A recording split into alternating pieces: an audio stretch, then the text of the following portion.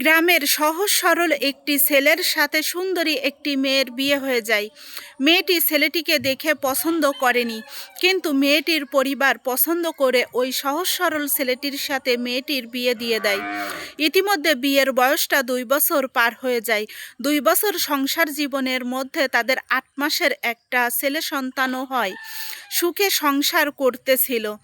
আর তার স্বামী একজন গ্রামের সহজ সরল কৃষি কাজ করে, মাঠে ঘাটে খেতে খামারে এভাবেই কাজ করে থাকে। এখন ওই ছেলেটা খুবই সহজ সরল, সে টাচফোনও ব্যবহার করে না। সে একজন আঞ্চলিক গ্রাম অঞ্চলের একজন সাধারণ মানুষ, কাজ করে, হাত ধোয় আর ভাত খায়, এভাবেই তার জীবন চলতে থাকে। ওই ছেলেটা যখনই তার কৃষি কাজ যখন মাঠে করতে যায়, সে কখনো তার স্ত্রীকে কখনো বলে না তুমি আমার সাথে কাজে যাও, তখন কখনোই বলে না। কারণ সে তার স্ত্রীকে অনেক ভালোবাসে। সে তার স্ত্রীকে কখনো কোনো কাজের কথা বলে না। আর স্ত্রী ঘরোয়াভাবে যে কাজটা রয়েছে সাংসারিক বিষয়, সেই কাজটুকুই করে। আর এভাবেই কিন্তু তাদের সুখের সংসার। হঠাৎ করে ওই মেয়েটি সিদ্ধান্ত নেয় ইনস্টাগ্রামে সে ভিডিও পোস্ট করবে। আর যে কথা সেই কাজ। তখন থেকেই সে প্রতিনিয়ত ইনস্টাগ্রামে ভিডিও আপলোড দিতে থাকে। আর ভিডিও প্রতি এতটাই আসক্ত হয়ে গিয়েছিল যে প্রতিদিন নিয়ম করে ওই মেয়েটি ইনস্টাগ্রামে প্রতিদিন ভিডিও আপলোড দিত। ভিডিও আপলোড দিতে দিতে কমেন্ট বক্সে একটা ছেলের সাথে ওই মেয়েটির পরিচয় হয়। আর তারপর থেকে কমেন্ট বক্সেই কথা হয়। আর তারপরে সে ইনবক্সে আসে, ইনবক্সে এসে কথা হয়, তারপরে ফোন নাম্বার আদান প্রদান হয়। আর ফোন নাম্বার আদান প্রদান হওয়ার পরে সে ফেসবুকে সে ওই ছেলেটার সাথে কন্টিনিউ কথা বলে, হোয়াটসঅ্যাপে বা ইমোতে। এভাবে যখন কন্টিনিউ তাদের সাথে কথাও হতে থাকে, এই বিষয়টা কিন্তু তার ওই যে কৃষক স্বামী, এটা কিন্তু সে জানতো না। তার অগোচরেই চলতেছিল স্ত্রীর এই পরকীয়া। আর তখনই এই বিষয়টা খেয়াল করে ওই ছেলেটার মা, মানে মেয়েটার শাশুড়ি। সে সবসময় দেখে সে সংসারের কাজকাম, বাচ্চাকে দেখাশোনা না করে, সংসারে কাজ না করে সে সবসময় ফোনটা নিয়ে পড়ে থাকে আর কার সাথে যেন হেসে হেসে কথা বলে।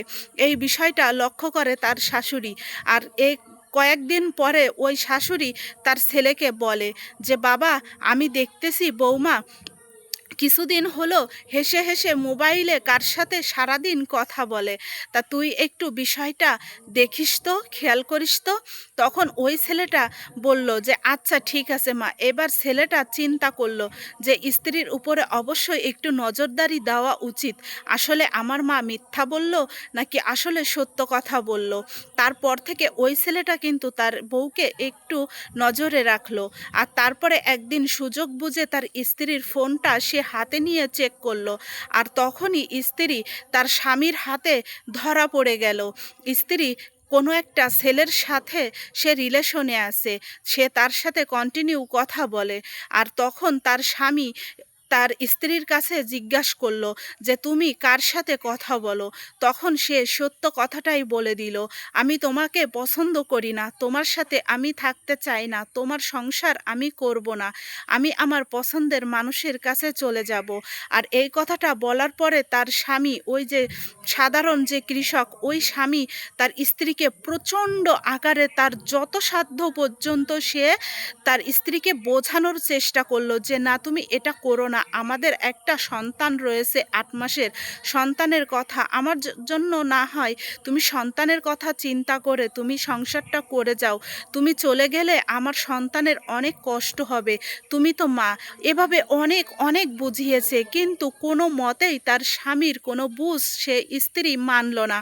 আর তারপরে সে একদিন হঠাৎ করেই সে বাড়ি থেকে ওই ছেলেটার হাত ধরে বাড়ি থেকে বেরিয়ে চলে গেল, মানে বাড়ি থেকে পালালো। পালানোর পরে সবাই খোঁজাখুঁজি করতেছিল।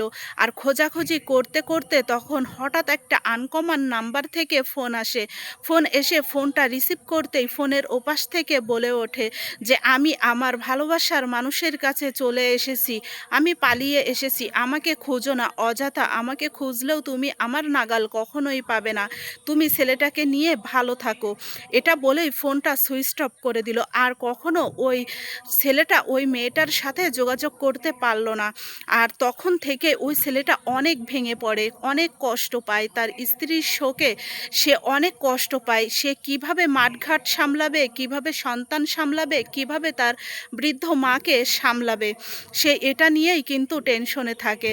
আর তারপরে বিভিন্ন সময়ে ওই মেয়েটি বিভিন্ন সময়ে বিভিন্ন স্টাইলে বিভিন্ন সুন্দর সুদর্শনীয় জায়গায় ছবি তোলে। আর ছবি তোলে ওই ছেলেটার মোবাইলে, মানে তার যে স্বামী, ওই স্বামীর মোবাইলে পাঠায়। আর সে ছবিগুলো দেখে ও তার স্বামীকে জ্বালানোর জন্য ওই ছবিগুলো পাঠায়।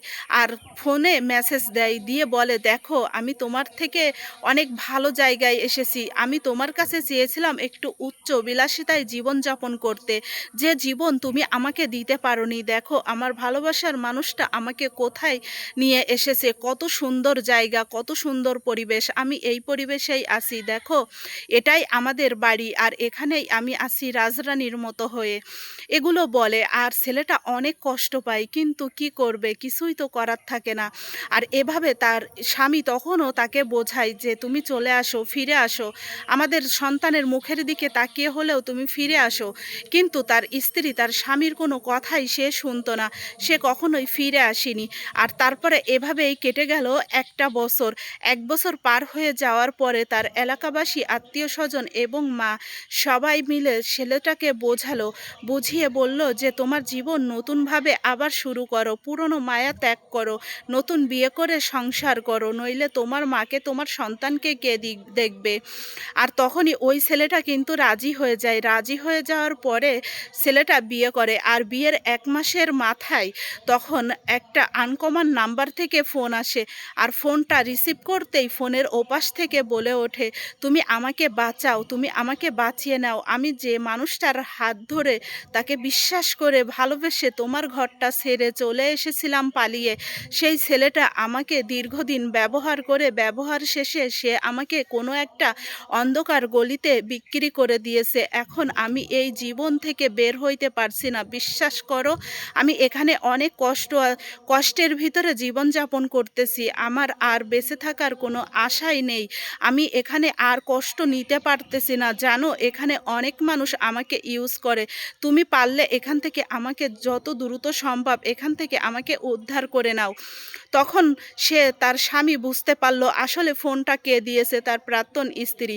তখনই সে বলল একটাই কথা, তুমি মরো বাঁচো আর যেখানে থাকো না কেন, আর জাহান্নামে থাকো না জান্নাতে থাকো, সেটা জানার ইচ্ছা বা আগ্রহ কোনোটাই আমার নেই, আমি আবার নতুন করে নতুন জীবন শুরু করেছি, আমি বিয়ে করেছি 1 মাস হলো, আমি আমার নতুন জীবনটা নিয়ে ভালো আছি, সুখে আছি, তুমি কোথায় থাকবা কি না থাকবা তাতে আমার কিচ্ছু আসে যায় না, তুমি মরবা না বাঁচবা তাতে আমার কিচ্ছু আসে যায় না, তুমি নেক্সট টাইম কখনো আমার কাছে ফোন দিয়ে বিরক্ত করবা না। আর এই কথাটা বলেই ছেলেটি ফোনটা রেখে দেয়। আর রেখে দেওয়ার পরে ওই মেয়েটা কান্না করতে থাকে। আর এই যে সিদ্ধান্তটা নিয়েছে, এই যে গ্রামের যে ছোট্ট যে গ্রামের যে ভাইয়াটা, সহজ সরল ভাইটা, তার প্রাক্তন স্ত্রীকে যে কথাটা বলেছে লাস্ট, এটা কি সঠিক বলেছে নাকি ভুল বলেছে অবশ্যই কমেন্ট বক্সে জানিয়ে যাবেন। তবে আমার মনে হয় ভাইয়া যেটা করেছে সঠিকটাই করেছে।